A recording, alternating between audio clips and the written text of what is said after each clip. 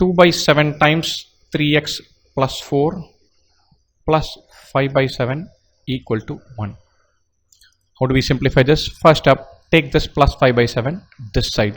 It will become minus 5 by 7. So 2 by 7 into 3x plus 4 equals 1 minus 5 by 7.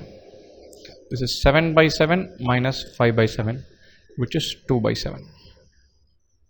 So 2 by 7 times 3x plus 4 equals 2 by 7, or 3x plus 4 equals 2 by 7 into 7 by 2.